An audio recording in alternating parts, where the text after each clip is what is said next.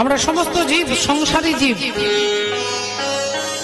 সংসারে থেকে ভগবানকে পাওয়া যাবে না এমন বলা যাবে না মা। সংসারে থেকেই ভগবানকে পাওয়া যায়। হরি বল, রাধে রাধে।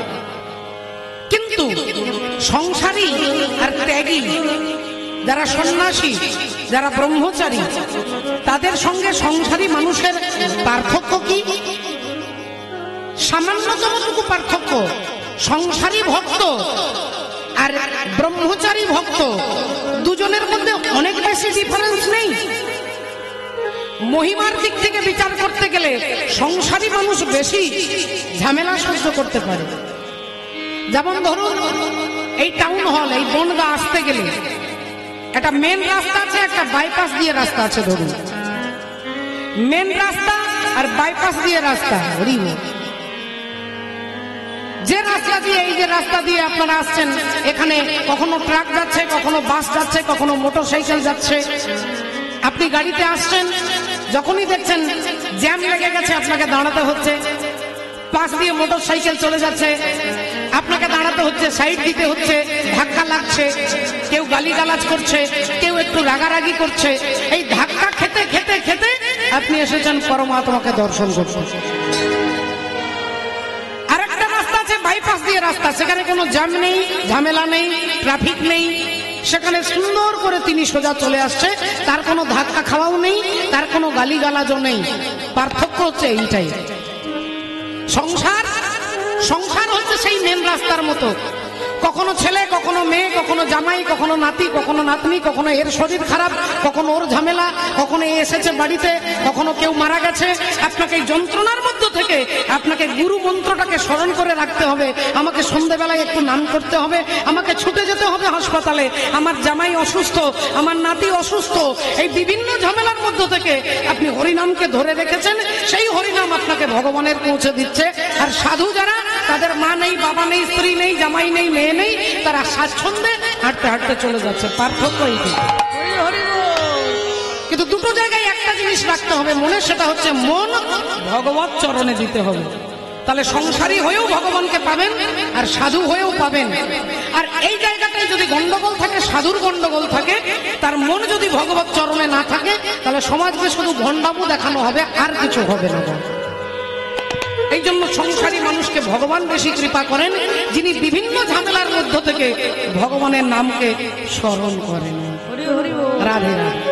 তাই মাননীয় ভক্তমণ্ডলী, ভক্তিমতী মায়েরা, নিত্যানন্দ প্রভু বললেন তোমাদের কোনো চিন্তা নেই, তোমরা সংসারে আছো, ভুলে যাচ্ছ, বিভিন্ন ঝামেলায় রয়েছো, কোনো চিন্তা নেই।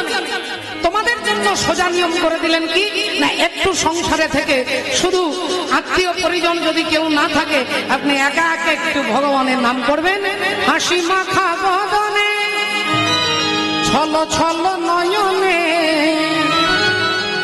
হাসি মাখা বদনে আর ছল ছল নয়নে, আনন্দ কাননে মন ভ্রময় নিবা। একবার হরি বল, হরি বল মনে রে আমার, হরি বল, হরি বল মনে রে আমার, একবার হরি বল, হরি বল মনে রে আমার, একবার হরি বল, হরি বল মনে রে আমার। হাসি মাখা বদনে,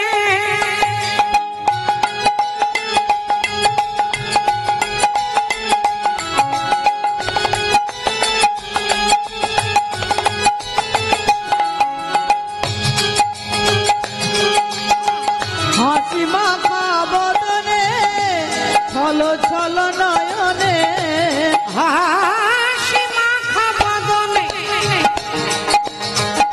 ছল ছল নয়নে, আনন্দ কাননে মন ভ্রময় নিবা। হরি বল, হরি বল মনে রে আমার, একবার হরি বল, হরি বল মনে রে আমার, একবার হরি বল, হরি বল মনে রে আমার। ওরে গতি নাই, গতি নাই এই হরি নাম ছাড়া, তুমি কণ্ঠ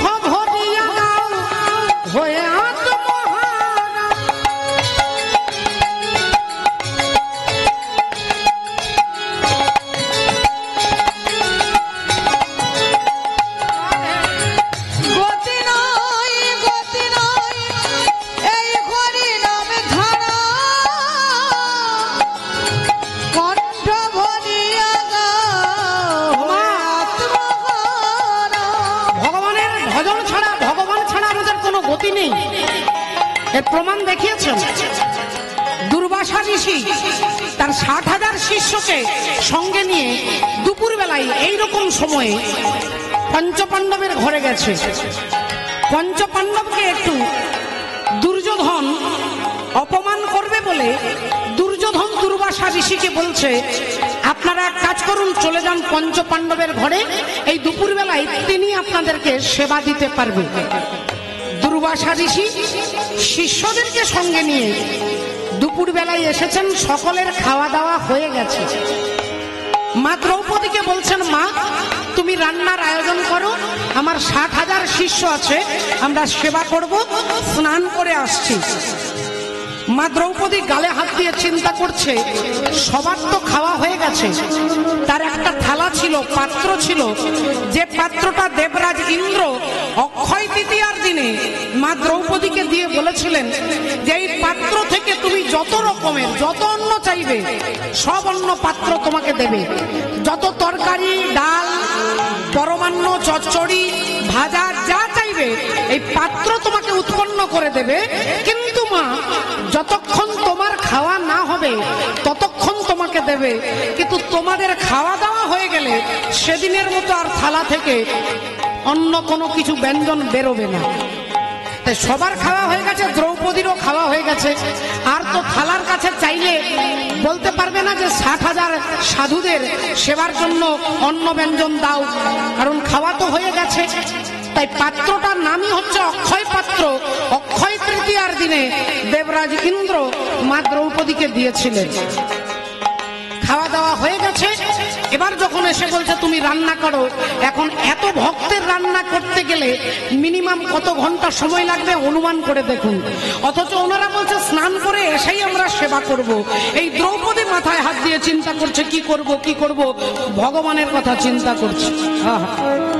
ভগবানের কথা চিন্তা করছে যে হে গোবিন্দ, এই সময় এসে তুমি আমাদের রক্ষা করো।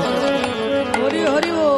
দ্রৌপদী কান্নাকাটি করছে, তখন ভগবান এসে বলছেন, দ্রৌপদী কি ব্যাপার? না এই ব্যাপার না, তুমি এক কাজ করো, তুমি রান্নাঘরে গিয়ে দেখো অন্নের হাঁড়ির মধ্যে কিছু অন্ন আছে কিনা। দ্রৌপদী বললেন, না কৃষ্ণ, আজকে সব খাওয়া হয়ে গেছে, আজ একটা কিচ্ছু নেই। ভগবান বললেন, আরে তুমি যাও না, গিয়ে দেখো না অন্নের হাঁড়িতে, ভাতের হাঁড়িতে নিশ্চয়ই একটু না একটু থাকবে। না, দ্রৌপদী বলছে, তুমি বিশ্বাস করো আজকে কিচ্ছু নেই, সব ভীম খেয়ে নিয়েছে। তবু যখন তুমি বলছো ঠিক আছে, হাঁড়ির ভেতরে গিয়ে মা দ্রৌপদী হাতটা বুলিয়ে দেখছেন। ভাতের হাঁড়ির ভেতর তখন হাত বুলাইয়ে দেখে, হাত বুলিয়ে দেখছে ছোট্ট একটা ভাতের দানা কনাই লেগে থাকে। আজ ছোট্ট একটি ভাতের দানা কোনায় লেগে থাকে। ও মা, একটা ছোট্ট ভাতের দানা লেগে আছে। আরে সেই দানা নিয়ে তখন ভগবানের হাতে দিল। ভগবানের হাতে দিল। মা দ্রৌপদী ভগবানের হাতে দিয়েছে সেই অন্ন, আর হাসিতে হাসিতে হরি বদনেতে দিল।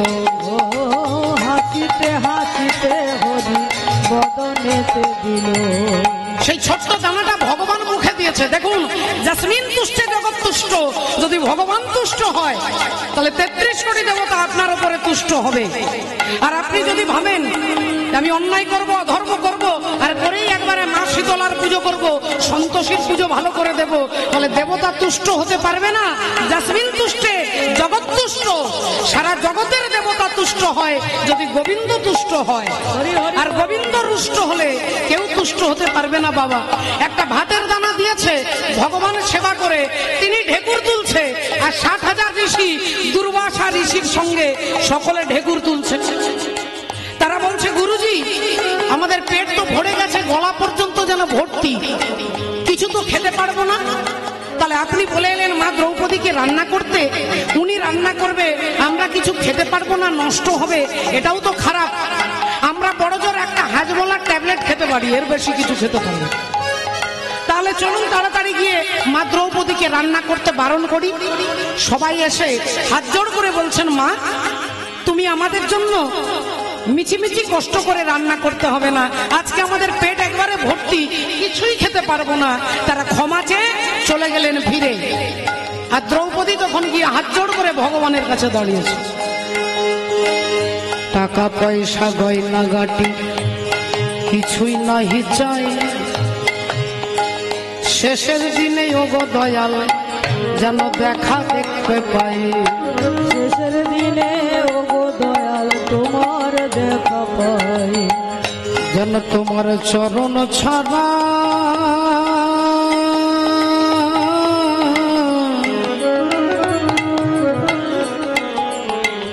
গোবিন্দ শুধু আমার সম্মান রক্ষা করবে বলে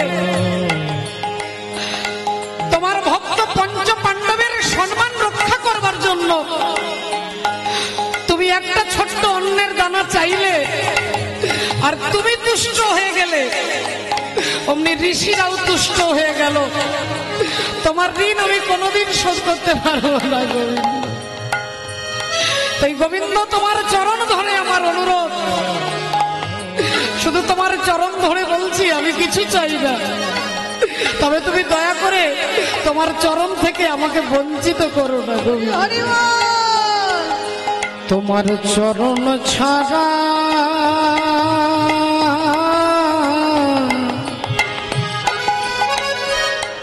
করো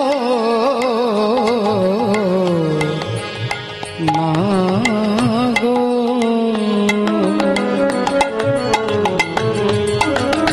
তোমার চরণ ছাড়া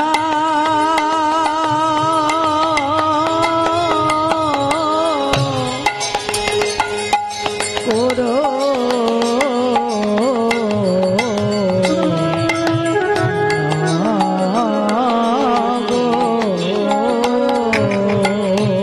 আমি তোমার ওই চরণে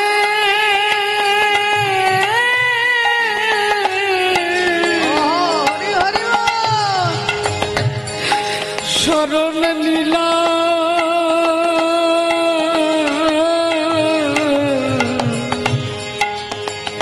যেন চরণ ছাড়া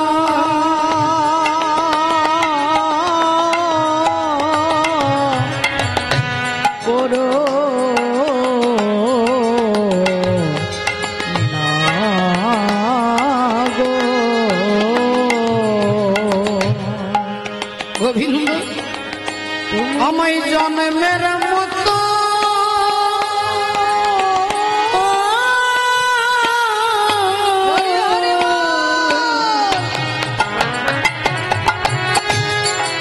চরণে রেখো,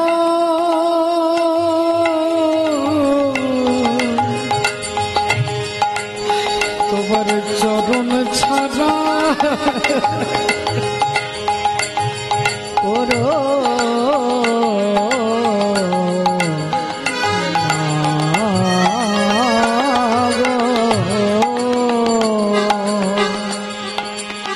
টাকা পয়সা গয়না গাটি কিছুই নহি চাই, শেষের দিনে হে গোবিন্দ যেন তোমার দেখা পাই। শেষের দিনে হে গোবিন্দ তোমার দেখা পাই। এই জগৎ মাঝে এসেছি গো আমি তোমায় ভজিবারে, তোমায় ভজিবারে। আমি জগতে এসেছি তোমার ভজন করতে, কিন্তু সংসার মায়ার পৃথিবী আমাকে গ্রাস করে, তাই পাছে যদি তোমাকে ভুলে যাই তুমি দয়া করে আমাকে মনে করে নিও ঠাকুর, তুমি মনে করে নিও।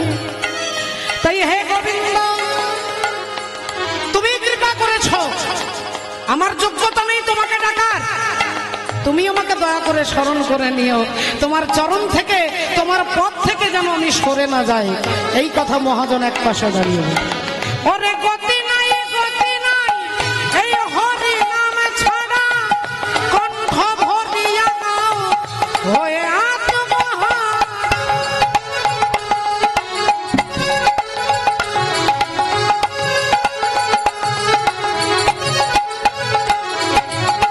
গতি নাই গতি নাই এই হরি নাম ছাড়া, কণ্ঠ ভরিয়া নাও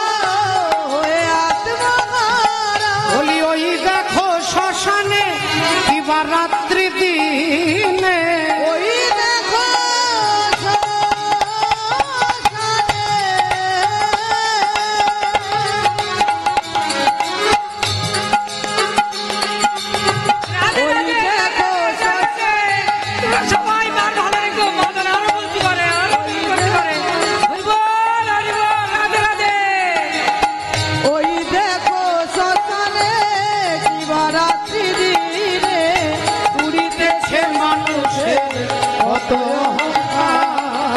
হরি হরি বল, হরি বলো মনে রে ওই একবার হরি বল, হরি বলো মনে রে হরি বলো মনে রে আমার।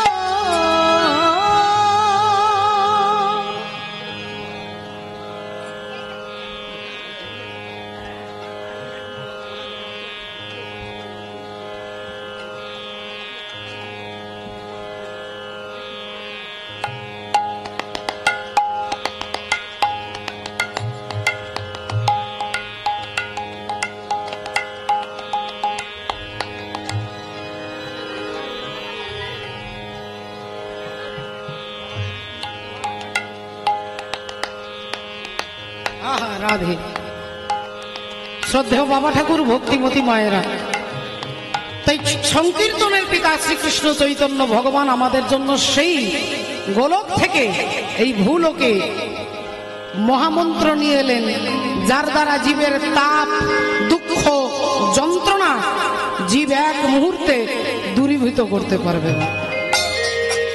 রাধে রাধে। কি বললেন পদকর্তা? বিষয় ছাড়িয়া কবে শুদ্ধ হবে মন, বিষয় ছাড়িয়া কবে শুদ্ধ হবে মন, ওগো বিষয় ছাড়িয়া কবে শুদ্ধ হবে মন, বিষয় ছাড়িয়া কবে শুদ্ধ হবে মন, বিষয় ছাড়িয়া কবে শুদ্ধ হবে মন।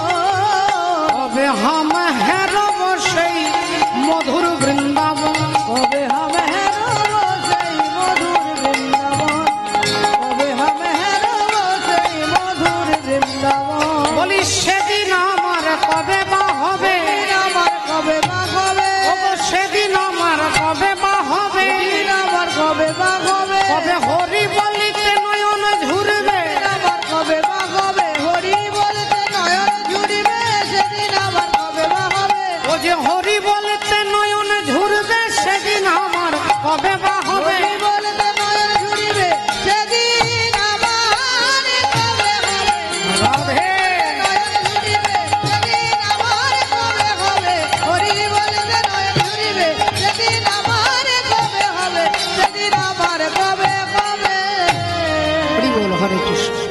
এবার মায়েরা দেখুন, এই জগৎটাই হচ্ছে মায়া, কিন্তু আমি, আপনি, আপনারা, আমরা কেউ কিন্তু মায়ার দ্বারা বদ্ধ নই। আমরা দড়ি দিয়ে, মায়ার রজ্জু দিয়ে আমাদের দেহটা বাঁধা নেই, কিন্তু আমাদের মনে হয় যেন আমাদের দেহটা বাঁধা আছে। এই যে দেহটা বাঁধা আছে মনে হচ্ছে, কারণ এটা মায়ার জগতের, এটাই হচ্ছে প্রকৃতি। अज्ञानं तिमिरन्धस्य ज्ञानञ्जनेन शलाकया चक्षुरुन्मीलितं येन तस्मै श्रीगुरवे नमः। এ ভাষা আমার নয়, এ শ্লোক আমার নয়, স্বয়ং দেবাদিদেব মহাদেব লিখেছেন, শিব ঠাকুরের লেখা। অজ্ঞানম তিমিরন্ধস্য। তাহলে গুরুদেবের, একটু মায়েরা মনে করে, একটু মন দিয়ে যারা বসে আছেন তারা শুনলে বুঝতে পারবেন, উত্তর দিতে পারবেন। আচ্ছা ধরুন আপনি রাস্তা দিয়ে হেঁটে হেঁটে যাচ্ছেন, হঠাৎ করে এমন একটা হাওয়া দিল, দমকা হাওয়া, রাস্তার ধুলোগুলো আপনার চোখে পড়ে গেল। আপনি তাকিয়ে যাচ্ছিলেন, চোখে যদি ধুলো পড়ে যায়, সঙ্গে সঙ্গে চোখটা কি হবে মা? বন্ধ হবে তো নাকি? চোখ সঙ্গে সঙ্গে বন্ধ হয়ে যাবে। তাহলে এখানে বলছেন অজ্ঞানং তিমিরন্ধস্য জ্ঞানঞ্জনেন শলাকয়া চক্ষুরুন্মীলিतं येन तस्मै श्रीगुरवे नमः। श्री गुरु चरण सरज रजो निज मन मुकुर सुधारी बरनौ रघुबर विमल यशु जो दायक फलचारी। ঠাকুর তুলসী দাস লিখছেন যে গুরুদেবের চরণের ধুলো আপনি চোখে লাগান, আপনার চোখ পরিষ্কার হয়ে যাবে, আপনি তাকাতে পারবেন। আচ্ছা এটা কি বাস্তব? গুরুদেবের, হরি বল, ধুলো চোখে পড়লেই চোখ বন্ধ হয়ে যায়। তুলসী দাস বলছে যে গুরুদেবের চরণ রজ, শ্রী গুরু চরণ সরজ রজ, রজ মানে ধুলো। তাহলে গুরুদেবের চোখের ধুলো, হরি বল, চরণের ধুলো চোখে পড়লে চোখ নাকি যদি বন্ধ থাকে খুলে যাবে। এটা কি করে আমরা মেনে নেব? এটা তো মেনে নেওয়ার কথা নয়। আর আমরা প্র্যাকটিক্যাল দেখছি, আমাদের চোখে ধুলো পড়লে বন্ধ হয়ে যায়, আর উনি বলছেন চোখে ধুলো পড়লেই চোখ একবারে খুলে যাবে। এটা আমরা তো মেনে নিতে পারবো না, কিন্তু শাস্ত্র বলছেন যে এটাই সত্য। আপনি হাতে করে একটা পেরেক যেটা পাঁচিলের মধ্যে পোতা হয়, পেরেক ব্যবহার করেন। এখন ব্যবহারটা একটু উঠে গেছে, এখন নতুন ঘর তৈরি করতে গেলে পেরেক লাগে। হাতে একটা পেরেক নিয়ে আপনি ছুটে গেলেন গঙ্গায়, আর ওই পেরেকটা যদি গঙ্গাতে ছুড়ে দেন কি হবে মা? তাহলে পেরেকটা লোহার পেরেক তো জলে ডুবে যাবে। তাহলে পেরেকটা আপনি সরাসরি জলে ছুড়ে দিলে পেরেক ডুবে যাচ্ছে, কিন্তু ওই পেরেকটা দিয়ে যখন শুরু হচ্ছে নৌকো তৈরি হচ্ছে, একটা কাঠের সঙ্গে আরেকটা কাঠকে জয়েন্ট করবার জন্য যখন পেরেকটা ঠুকে দিচ্ছেন, এবার নৌকোটা যখন জলে ভাসছে, তখন পেরেকটা কি জলে ভাসবে না ডুবে যাবে? ভাসবে। কেন না? কাঠের সঙ্গে যুক্ত হয়েছে পেরেক। পেরেক যদি সরাসরি জলে ফেলে দিই ডুবে যাবে, কিন্তু কাঠের সঙ্গে যুক্ত হয়েছে বলে ওই পেরেকও জলের মধ্যে ভাসবে। বললেন ঠিক, এই জড় জগতের রাস্তার ধুলো আপনার চোখে পড়লে চোখ বন্ধ হয়ে যায়, কিন্তু গুরুর চরণ রজ যখন, গুরুর চরণকে ছুঁয়ে যখন সেই কৃপারূপী রজ আপনার চোখে লাগবে, তখন চোখ আপনার খুলে যাবে, বন্ধ হবে না। হরি হরি বল। श्री गुरु चरण सरज रज निज मन मुकुर सुधारी बरनौ रघुवर बिमल यशु जो दायक फलचार। हरि बोल हरे कृष्ण। তাই অজ্ঞানন্তি বিরন্ধস্য, গুরুদেব কৃপা করে আপনার চোখের অঞ্জনটা লাগিয়ে দেবে। সেদিন আমরা বুঝতে পারবো যে আমরা বাঁধা নই। একজন ভদ্রলোক, তার 20টা গাধা ছিল, 20টা গাধা। তা 20টা গাধাকে প্রতিদিন দিনের বেলায় তিনি কাজ করতে নিয়ে যেত, টাকা রোজগার করত। রাত্রিবেলায় ওই 20টা দড়ি দিয়ে গাধাগুলোকে বেঁধে দিত, দিয়ে নিজে বাড়িতে গিয়ে খাওয়া দাওয়া করে ঘুমতো। এখন একদিন ঘটনাচক্রে 20টা গাধা এনেছে, কিন্তু বাঁধবার জন্য 19টা দড়ি আছে, একটা দড়ি হারিয়ে গেছে। এখন ভদ্রলোক 19টা গাধা বেঁধে দিয়ে একটা গাধা বাঁধবার জন্য কোনো দড়ি নেই। ভাবলো যদি একে ছেড়ে দিয়ে ঘর যাই তাহলে এটাও পালিয়ে যাবে, আমার ব্যবসায় লস হবে। তাহলে এক কাজ করি, দড়ি যখন নেই ওই গাধার কানটা ধরে, আর রাত্রিবেলায় সারা রাত্রি ভদ্রলোক বসে আছে গাধার কানে ধরে, পাছে গাধাটা যদি পালিয়ে যায়। এই কানটা ধরে তিনি সারা রাত্রি বসে আছে। এখন মাঝ রাত্রিতে একজন সাধু সেই রাস্তা দিয়ে যাচ্ছে, তিনি দেখে বললেন, কি ব্যাপার বাবা, তুমি গাধার সঙ্গে গাধার কানে ধরে বসে আছো কেন? না গে সাধু বাবা, কিছু মনে করবেন না, আসলে গাধাটাকে বাঁধবার কোনো দড়ি নেই, তাই আমি ভাবলাম যাতে পালিয়ে না যায় তার জন্য তার কানে ধরে সারা রাত্রি বসে আছি। বললেন এক কাজ করো, গাধা ওকে দড়ি দিয়ে বাঁধা লাগবে না, তুমি এক কাজ করো, প্রতিদিন যেভাবে দড়ি দিয়ে বাঁধো, হাতটা যেরকম করো সেরকম মিছিমিছি হাতটাকে এরকম করে ওকে বুঝিয়ে দাও যে ওকে তুমি বেঁধে দিয়েছো, কিন্তু আসলে দড়ি নেই।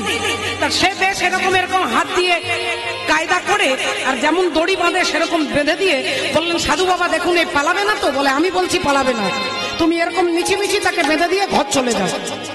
এখন তিনি সাধুর কথায় হাতটা ইশারা করে বেঁধে তিনি বাড়ি চলে গেছে, খাওয়া দাওয়া করে ঘুমিয়েছে।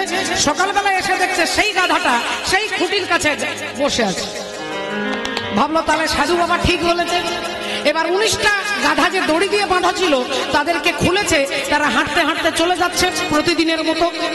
কিন্তু এই গাধাটাকে আর ঠেললেও উঠছে না, ওঠানোর চেষ্টা করলেও উঠছে না, কিছুতেই চলছে না।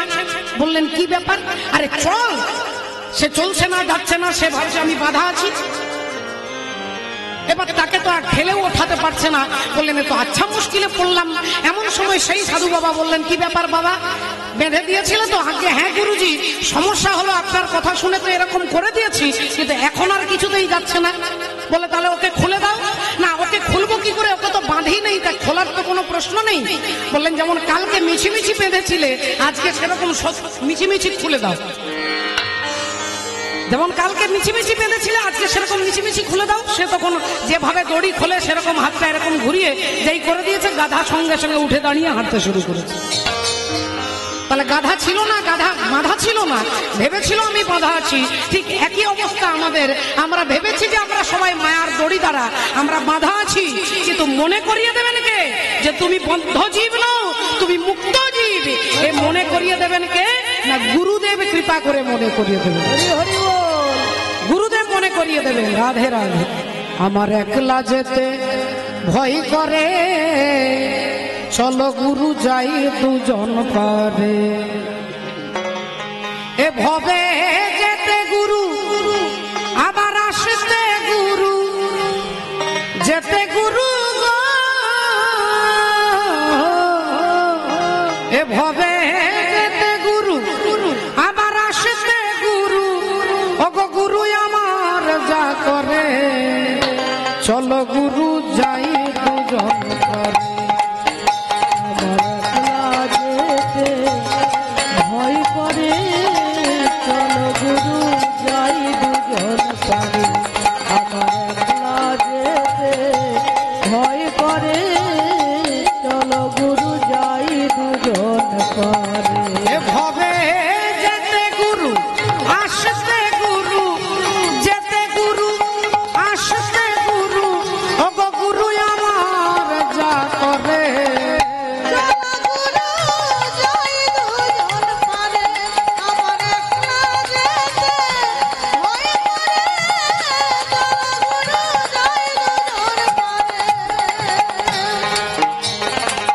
কি বলছো দেখুন।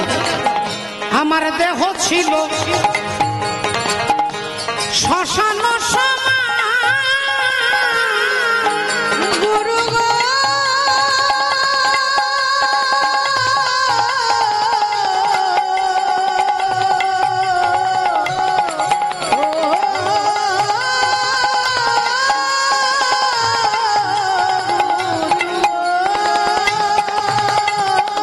আমার দেহ ছিল শ্মশান সমান।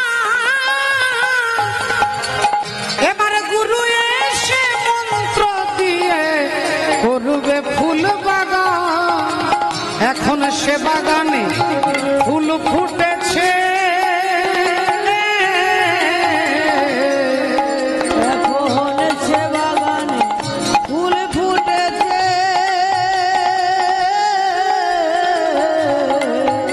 এখন সে বাগানে ফুল ফুটেছে, ও সেথায় ধর চাঁদবি রাজ করে, সেথায় ধর চাঁদনি রাজ করে, সেটায় ধর চাঁদনি রাজ করে।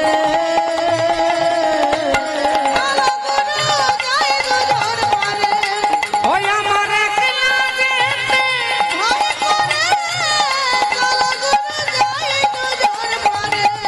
ওই আমার একলা যেতে,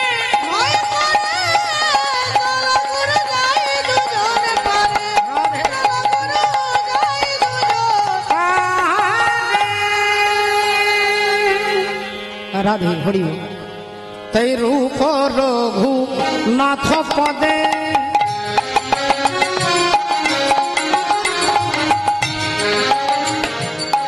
ওগো হইবে আকুতি,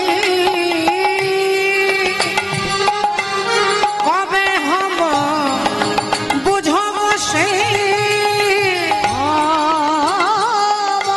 কবে বুঝব সেই, কবে হব বুঝব সেই,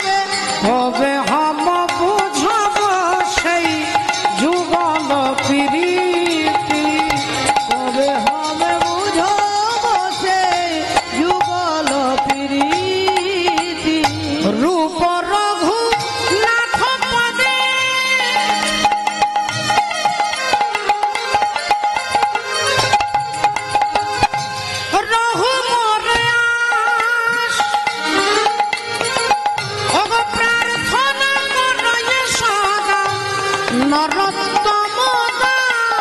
প্রার্থনা করো এ সদা নরোত্তম দাস। প্রার্থনা করো এ সদা নরোত্তম দাস। আজ প্রার্থনা কর এ সদা নরোত্তম দাস। প্রার্থনা কর এ সদা নরোত্তম দাস। প্রার্থনা করো এ সদা নরোত্তম দাস। প্রার্থনা করো এ সদা নরোত্তম দাস। প্রার্থনা করো ধরে ধরে ধরে দাঁত দাঁত ধরে ধরে ধরে ধরে দাঁত দাঁত ধরে দাঁত ধরে দাঁত ধরে ধরে ধরে কথা গো দেখে না দত্ত কথা গো দেখে না ধা দূর দত্ত কথা গো দেখে না দত্ত কথা গো দেখে না ধা দূর দত্ত কথা গো দেখে না দত্ত কথা গো দাঁত দাঁত ধরে ধরে ধরে দাঁত দাঁত ধরে দাঁত ধরে দাঁত ধরে ধরে দত্ত কথা গো দেখে না দত্ত কথা গো দেখে না ধা দূর দত্ত কথা গো দেখে না দত্ত কথা গো দেখে না ধা দূর দত্ত কথা গো দেখে না দত্ত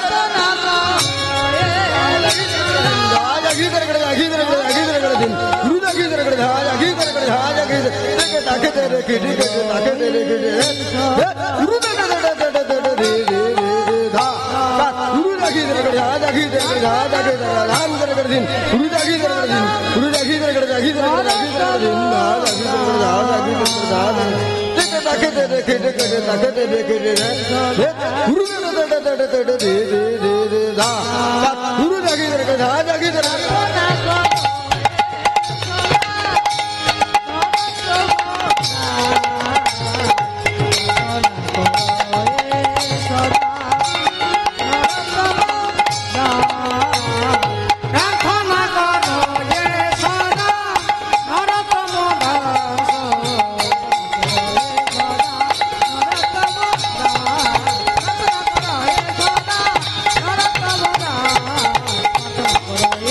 দাস। নরোত্তম দাস।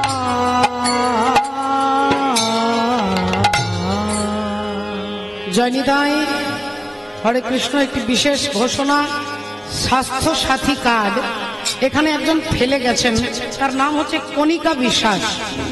হরি বল, হরে কৃষ্ণ। হ্যাঁ, নিয়ে যান।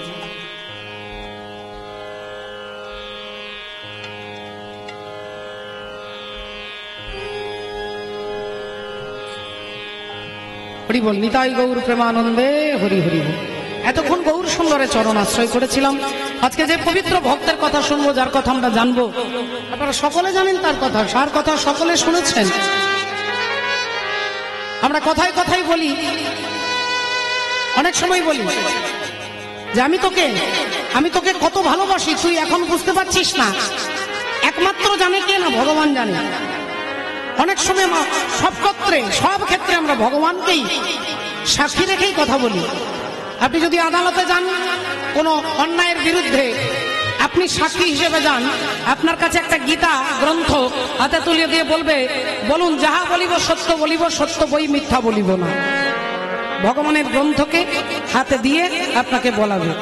অর্থাৎ ভগবানই হচ্ছে সব থেকে বড় সাক্ষী, যিনি দিনে রাত্রে 24 ঘন্টার মধ্যে ভক্তের সাক্ষী হয়ে তিনি থাকেন। তাই কথায় কথায় আমরা ভগবানকেই সাক্ষী বলি যে তিনি ছাড়া আর কেউ জানে না। আজকে তার বাস্তব দৃষ্টান্ত আমরা শুনবো, যার মধ্য থেকে ভগবান যার হয়ে সাক্ষী দিয়েছিলেন, সেই সাক্ষী গোপালের কথাই আজকে আমরা প্রাণ ভরে আস্বাদন করব। শ্রী গুরু নিতাই গৌর প্রেমানন্দে হরি হরি বল, হরি বল। জয় রাধে, জয় রাধে। আমরা মীরাবাইয়ের ভজনের মধ্য দিয়ে ভজন রাজ্যে প্রবেশ করব। মীরাবাই কি বলছে আমরা জানবো, আসুন। হরি বল, হরে কৃষ্ণ। হ্যাঁ আঁখবো जो शाम का दर्शन किया करे, ऐसी जो प्रभु चरण में वंदन किया करे। बेकार वो मुख है जो रहे व्यर्थ बातों में,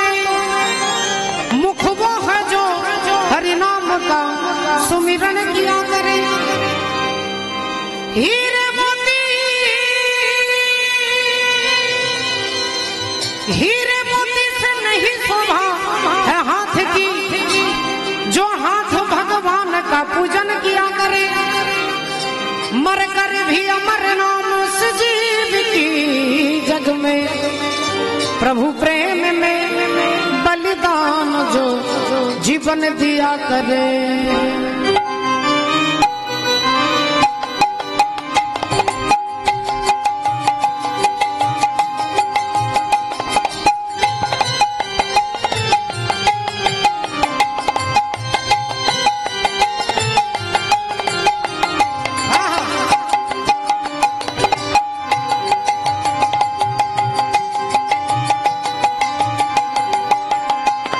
लज्जते गम बढ़ा दीजिए, लज्जते गम बढ़ा दीजिए, आप फिर मुस्कुरा दीजिए, आप फिर मुस्कुरा दीजिए।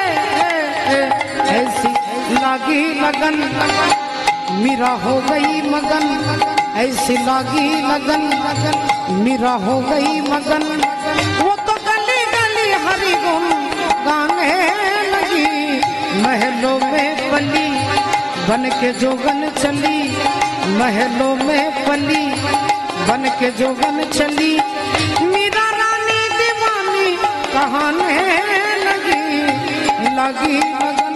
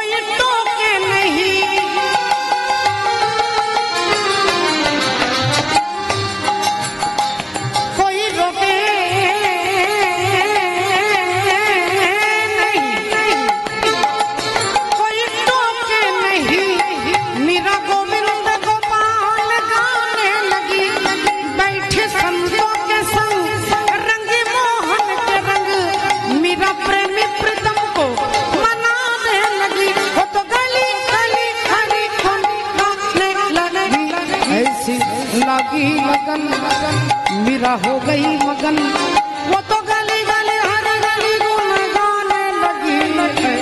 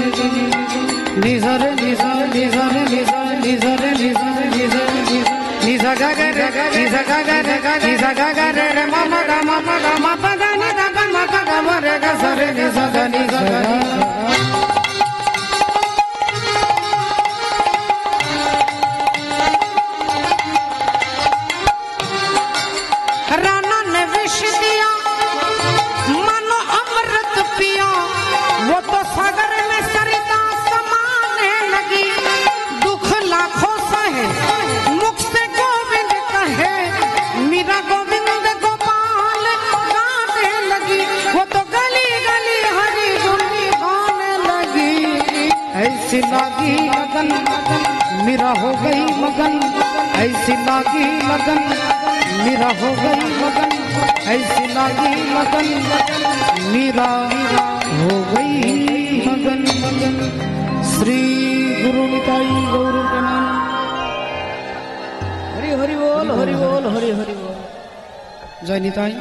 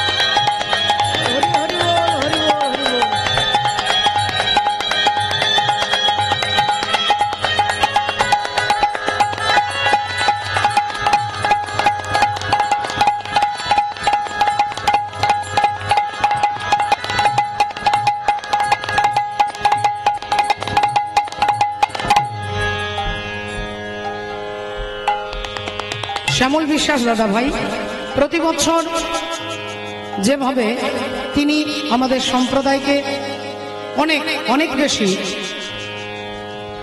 আমাদের আশীর্বাদ করেন এবং ভালোবাসেন, তার মর্যাদা আমরা হয়তো দিতে পারবো না, কিন্তু হরি কথার মধ্য থেকে শুধু প্রার্থনা করতে পারি তিনি যেন ভালো থাকেন, সুস্থ থাকেন, গোবিন্দের চরণে যেন তার মতি হয়। এই শ্যামল দাদা ভাইয়ের উদ্দেশ্যে একবার নিতাই গৌর প্রেমানন্দে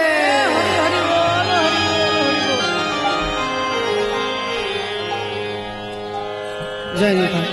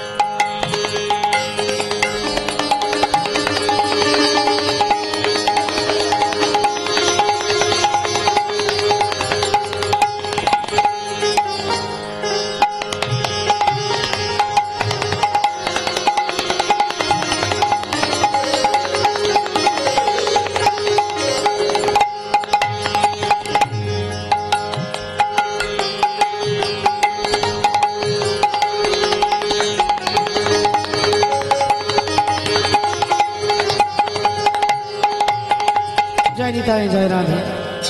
চলুন আজকে সেই সাক্ষী গোপালের কথা আমরা জানবো, যেখানে ভগবান ভক্তের হয়ে সাক্ষী দিয়েছিলেন। মা কি সাক্ষী, কিসের জন্য সাক্ষী, আমরা তার তথ্য এবং তত্ত্ব আস্বাদন করব, জানবো। এই মুহূর্তে আমরা মহাপ্রভুর সঙ্গে চলে যাব। মহাপ্রভু তিনি 24 বছর বয়সে সন্ন্যাস নিয়েছিলেন, আপনারা জানেন। 24 বছর শেষ যেই মাঘ মাস, আর শুক্লপক্ষে প্রভু করিলা সন্ন্যাস।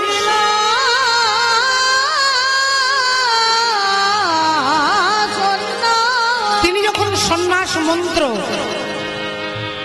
তিনি সন্ন্যাস মন্ত্র কেশব ভারতীর কাছে নিয়ে বৃন্দাবনের দিকে যখন যাচ্ছিলেন, তখন আপনারা জানেন যে দাদা নিতাই তাকে ফিরিয়ে এনে শান্তিপুরে শচী মায়ের সঙ্গে পুনরায় আবার মায়ের সঙ্গে ছেলের মিলন করিয়েছিলেন।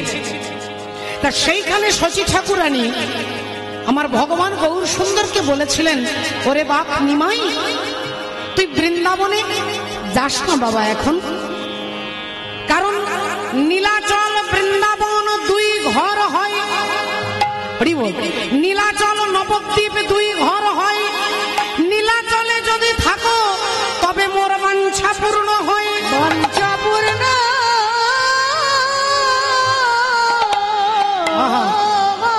নীলাচল আর নবদ্বীপ দুই ঘর হয়।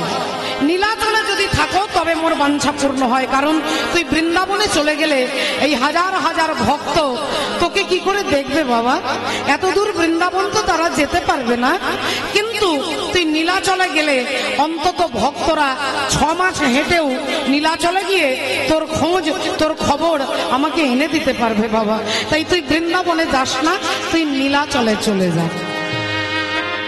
যেই বলেছে, বললেন মা তুমি যা বলবে আমি তাই করব।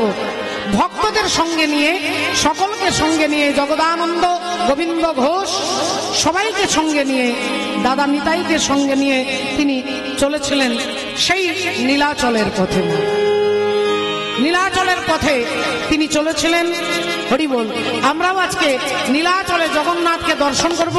তাই জগন্নাথের প্রতিচ্ছবি, হরি বল, তার বিগ্রহ আমরা মনে মনে একটু চিন্তা করে নিয়ে সবাই মিলে প্রণাম করব। জগন্নাথ স্বামী নয়ন পথগামী ভবতু মে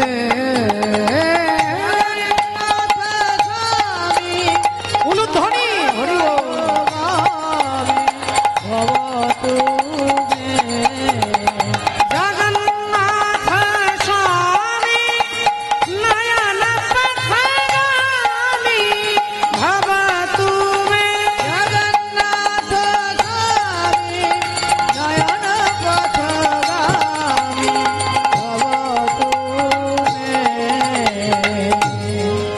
कदाचित् कलिन्दी तट विपिन संगीत तरोल मुदाभीरि नारी बदन कमल स्वाद मधुप रमा शंभु ब्रह्मामरपति गणेशार्चित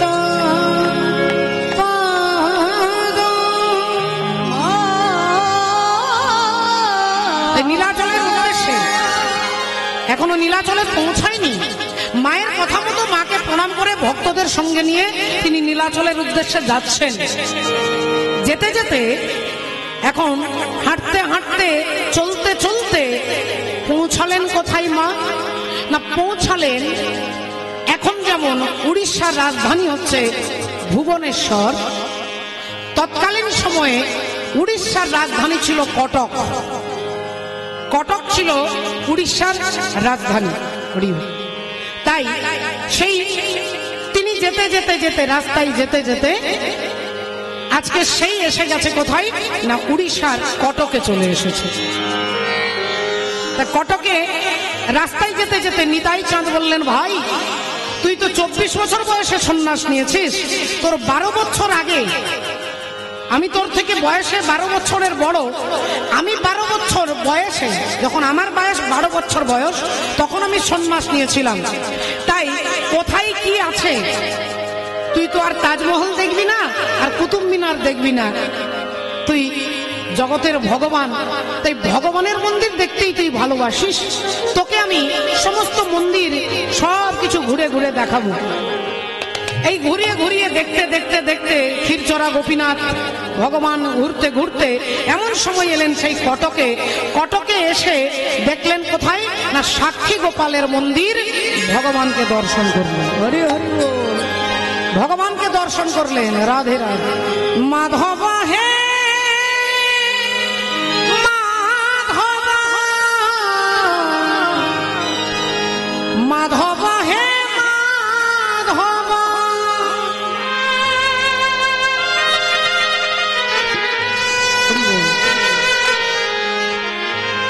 ভক্তিমতী মায়েরা, যেহেতু আমরা উড়িষ্যার রাজ্যে এই মুহূর্তে আমাদের মনকে আমরা নিয়ে এসেছি, সেহেতু আমরা উড়িয়া ভজন শুনবো, জগন্নাথের ভজন। মুঠে পাখড়রে পেট পুরে মোর, ছাপণ ভোগরে নাহি তো লোভ। মাধব হে মাধব, হে মাধব, মাধব হে মাধব।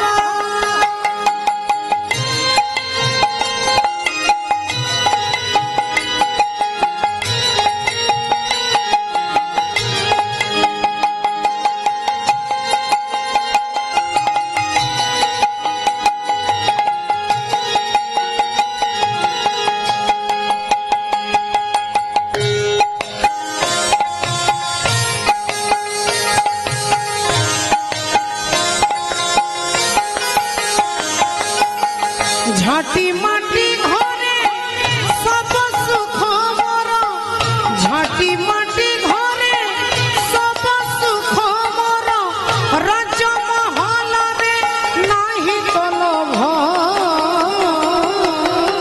মাধব হে মাধব, হে মাধব, মাধব হে মাধব।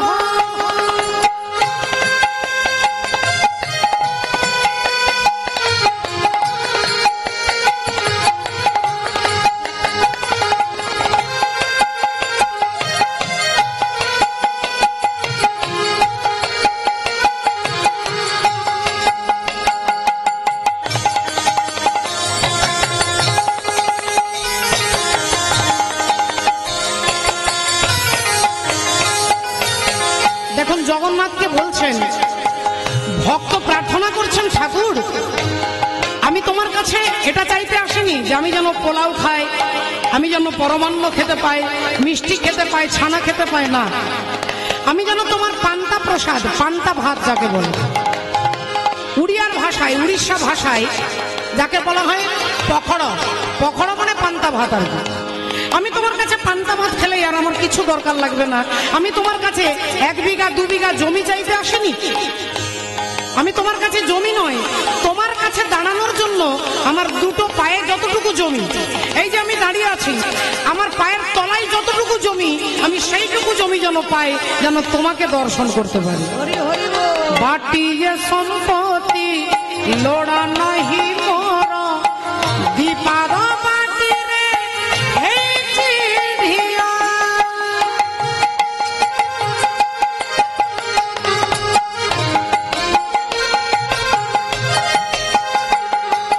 নিঝরে কহিছি লোভ করিনি রে, এ দেহরে দিলে লাগি মনিয়া।